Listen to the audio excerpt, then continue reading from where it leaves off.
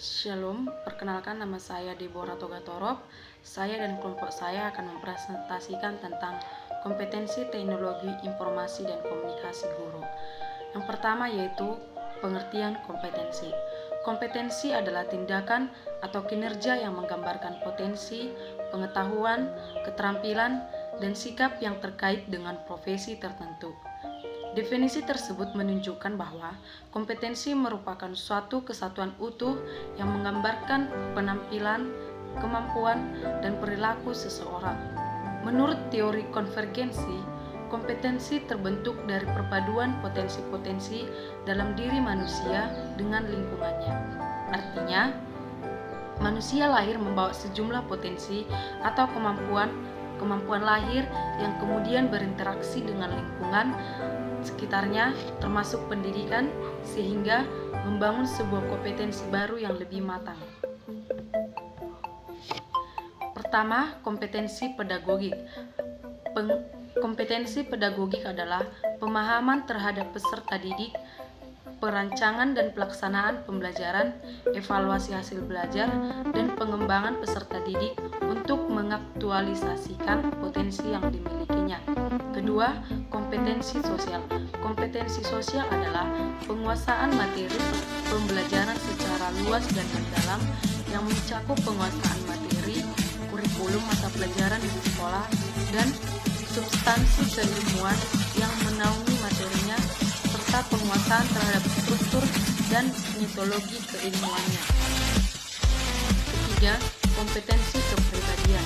Kompetensi kepribadian adalah kemampuan personal yang mencerminkan kepribadian yang mantap, stabil, dewasa, arif, berwibawa, menjadi teladan bagi peserta didik, dan berakhlak mulia. 4.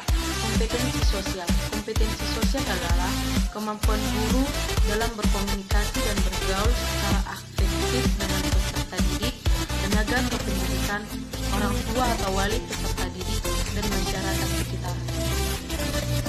Salah satu indikator kompetensi guru yang menjadi perhatian penulis adalah kompetensi teknologi informasi dan komunikasi atau TIK. Kompetensi TIK guru adalah kemampuan guru dalam mengembangkan inovasi pembelajaran dengan memanfaatkan TIK baik dalam merencanakan, melaksanakan, maupun mengevaluasi pembelajaran, baik pada aspek kompetensi pedagogik, Halo, nama saya Herliana Paruhu. Saya sebagai penjelas kedua. Seiring dengan perkembangan TIK yang semakin pesat, masih ditemukan beberapa masalah yang terkait kompetensi TIK guru sekolah dasar. Yang pertama yaitu proyektor. Proyektor yang ada di kelas ataupun yang ada di kantor itu jarang sekali digunakan. Alasan guru tidak menggunakan proyektor tersebut yaitu yang pertama takut ribet. Yang kedua yaitu anak-anak akan ribut ketika menggunakan proyektor tersebut, dan yang ketiga yaitu tidak ada media digital yang bisa dipresentasikan kepada peserta didik, dan yang keempat yaitu seorang guru tidak bisa menghubungkan proyektor ke laptop, dan seorang guru juga tidak bisa membuat PowerPoint. Yang kedua yaitu penggunaan lab komputer di sekolah dasar juga masih kurang optimal. Alasannya yaitu guru sudah nyaman dengan pembelajaran verbal dan belum nyaman dengan pembelajaran menggunakan perangkat teknologi. Masalah-masalah kompetensi di guru di sekolah dasar itu merupakan tanggung jawab dari pemerintah sekolah dan masyarakat. Adapun dimensi kompetensi menurut kerangka kerja UNESCO terdapat 6 bagian. Yang pertama yaitu pemahaman tentang kebijakan pemerintah terkait aturan penggunaan TIK dalam bidang pendidikan. Maksudnya yaitu seorang guru atau pengguna harus dulu memahami apa aja kebijakan pemerintah. Yang contohnya yaitu kebijakan pemerintah dalam sistem aplikasi yang digunakan. Sistem aplikasi yang digunakan dalam bidang pendidikan ini adalah sistem aplikasi legal yang sesuai peraturan. Contoh yang sistem aplikasi ini seperti aplikasi ruang guru, media belajar, rumah belajar, kelas pintar, dan lain sebagainya. Apalagi dalam pandemi COVID-19 ini, kita harus lebih menggunakan aplikasi 19 ini, kita harus lebih menggunakan aplikasi media pembelajaran yang legal yang sesuai dengan peraturan dan kebijakan yang telah diberikan oleh pemerintah. Yang kedua yaitu pemanfaatan TIK dalam penelaahan kurikulum dan penilaian. Maksudnya itu seorang guru harus bisa menelaah kurikulum dan penilaian dengan memanfaatkan TIK. Nah, contohnya yaitu seorang guru membuat RPS, membuat modul pembelajaran dengan memanfaatkan TIK. Nah, contohnya membuat video pembelajaran sehingga siswa dapat memahami dan mengerti apa saja materi-materi yang telah disampaikan oleh guru. Dan juga guru menilai siswa dengan sistem seperti yang sekarang, guru dengan membuat video pembelajaran juga dengan menjelaskan sehingga tercapainya sebuah proses pembelajaran. Yang ketiga yaitu penggunaan TIK pada aspek pedagogi. Maksudnya yaitu seorang guru menggunakan teknologi dalam aspek pedagogi. Seperti contohnya yang sekarang kita melakukan pembelajaran secara daring. Nah, sehingga guru bisa menggunakan aplikasi pembelajaran yaitu Zoom, sehingga guru mengharapkan peserta didiknya on cam dan mempresentasikan diskusi sehingga menanyakan kepada peserta didiknya apa hal saja yang tidak bisa dimengerti oleh peserta didik, sehingga dengan cara tersebut terjalinnya komunikasi antara peserta didik dan si guru. Dan guru juga bisa mengenal karakteristik dari peserta didiknya meskipun dalam pembelajaran daring. Yang keempat yaitu penguasaan terhadap peralatan dan bahan teknologi. Nah, ini sudah sangat jelas. Seorang guru harus bisa menguasai atau mengoperasikan peralatan-peralatan TIK seperti HP, laptop, notebook, komputer, dan lain sebagainya. Nah, seorang guru itu harus wajib bisa menguasai dalam pembelajaran daring. Yang keempat yaitu penguasaan terhadap peralatan dan bahan teknologi. Nah, ini sudah sangat jelas. Seorang guru harus bisa menguasai atau mengoperasikan peralatan-peralatan TIK seperti HP, laptop, notebook, komputer, dan lain sebagainya. Nah, seorang guru itu harus wajib bisa menguasai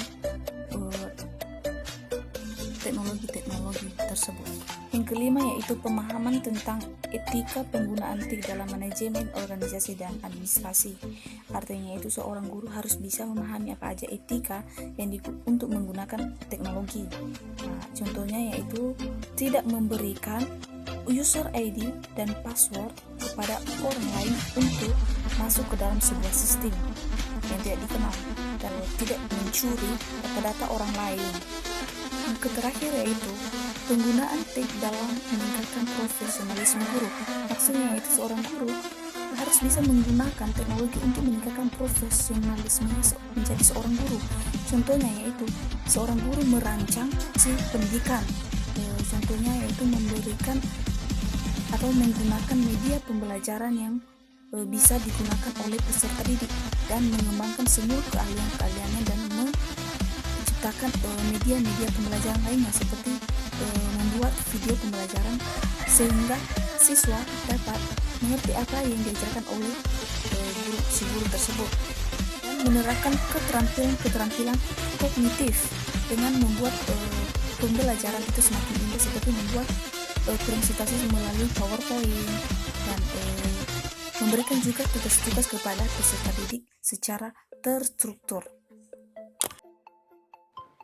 Halo, perkenalkan nama saya Elsa Dayanti Sirait. Di sini saya akan melanjutkan penjelasan dari teman kami Herliana Waruwo dari kelompok 3. Masing-masing aspek tersebut terbagi ke dalam 3 tingkatan, yaitu pertama, menguasai dasar-dasar TIK atau teknologi literasi. 2. Mendalami dan merekayasa pengetahuannya melalui TIK atau knowledge deepening. Dan 3. Mempunyai kemampuan untuk kreasi pengetahuan dengan TIK atau knowledge creation. Berdasarkan dimensi di atas, kondisi kompetensi TIK guru sekolah dasar di Indonesia masih berada pada kategori cukup atau di bawah kategori baik. Hal ini, kompetensi teknologi informasi dan komunikasi guru sekolah dasar Hal tersebut antara lain disebutkan oleh Aditya Niyarsa dalam hasil penelitiannya yang menjelaskan bahwa kompetensi guru sekolah dasar negeri 1 Ledok, Kecamatan Sambong, Kabupaten Blora dalam merancang media pembelajaran berbasis TIK mendapatkan rata-rata skor 24,7 dengan kategori cukup. Kompetensi guru dalam memproduksi media pembelajaran berbasis TIK mendapatkan rata-rata skor 22,7 dengan kategori cukup. Dan kompetensi guru dalam memanfaatkan media pembelajaran berbasis TIK mendapatkan rata-rata skor 29,72 dengan kategori baik. Beberapa hasil penelitian di atas menunjukkan bahwa kompetensi guru sekolah dasar dalam menggunakan TIK untuk pembelajaran masih perlu ditingkatkan, khususnya pada daerah-daerah terluar dan terpencil.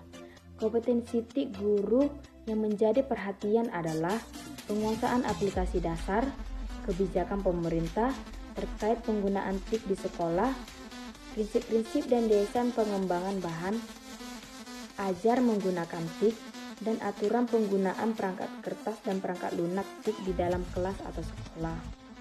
Faktor-faktor yang mempengaruhi kompetensi TIK guru sekolah dasar, Rivalina menyebutkan beberapa hambatan yang dihadapi guru dalam memanfaatkan TIK untuk pembelajaran, yaitu: pertama, penolakan untuk melakukan perubahan, khususnya dari pimpinan sekolah dan guru.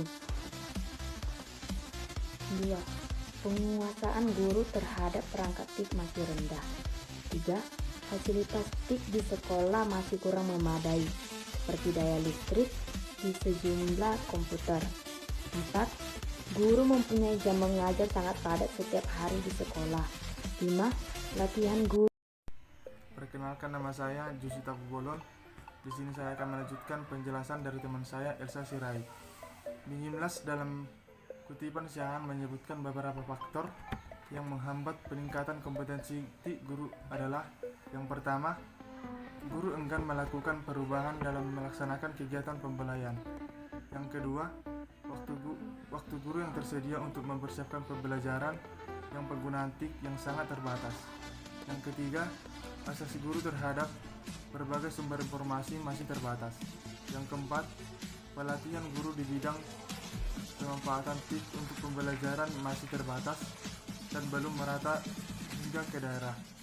Dan yang kelima, dukungan teknis dan aturan pemanfaatan TIK untuk pembelajaran masih belum jelas. Strategi peningkatan kompetensi TIK guru SD. Adapun beberapa strategi peningkatan kompetensi TIK guru SD adalah sebagai berikut. A. Peran pemerintah dinas pendidikan. Pembinaan guru menjadi salah satu tanggung jawab pemerintah pusat dan daerah melalui Kementerian Pendidikan dan Kebudayaan dan Dinas Pendidikan. B. Peran sekolah. Peran sekolah dalam hal ini kepala sekolah dalam meningkatkan kompetensi TIK guru dioptimalkan karena multifungsi kepala sekolah yang terdapat dalam perspektif kegiatan pendidikan nasional adalah sebagai: yang pertama pendidik, yang kedua manajer, yang ketiga administrator, yang keempat pengawas, yang pengawas atau pembimbing, yang kelima pemimpin, yang keenam pencipta klinik kerja, dan yang terakhir wirausaha. C. Peran guru. Kompetensi guru tidak sama di setiap sekolah. Ada sudah dapat pelatihan TIK beberapa, dan bahkan ada guru yang sama sekali belum tersentuh oleh pelatihan TIK. D. Peran organisasi profesi. Banyak organisasi yang berpisah di bidang guru, dan beberapa diantaranya adalah Persatuan Guru Republik Indonesia atau PGRI, Ikatan Sarjana Pendidikan Indonesia atau ISPI, Ikatan Guru Indonesia atau IGI, Federasi Serikat Guru Indonesia atau FSGI, Federasi Guru Independen Indonesia atau FGII, Persatuan Guru Madrasah Indonesia atau PGMI, Kelompok Kerja Guru atau KKG, dan Kelompok Kerja Madrasah atau KKM. E. Peran masyarakat.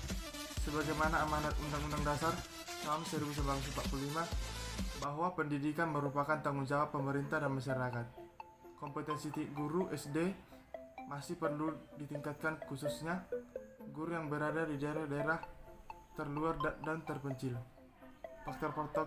Faktor internalnya adalah: yang pertama, sikap guru dalam menerima perubahan; yang kedua, tingkat penguasaan guru terhadap perangkat TIK; yang ketiga, persepsi guru terhadap peran dan fungsi TIK di sekolah; 4.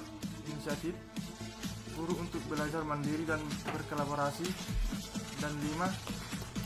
Rasa percaya diri guru dalam menghadapi berbagai tantangan atau masalah. Adapun faktor-faktor eksternalnya adalah: yang pertama, kebijakan pemerintah dan kepala sekolah terhadap penggunaan TIK untuk pembelajaran; yang kedua, ketersediaan perangkat kompetensi teknologi informasi dan komunikasi guru SD TIK di sekolah atau di kelas; yang ketiga, berikutsertaan guru dalam pelatihan di bidang perencanaan bahan dan model pembayaran yang memanfaatkan TIK; dan yang keempat, adanya sekolah-sekolah percontohan di sekitar guru. Demikianlah hasil presentasi dari kelompok kami. Semoga bermanfaat. Jika ada kesalahan nama dan tempat, mohon dimaklumi. Tetap jaga protokol kesehatan. Tuhan Yesus memberkati. Shalom.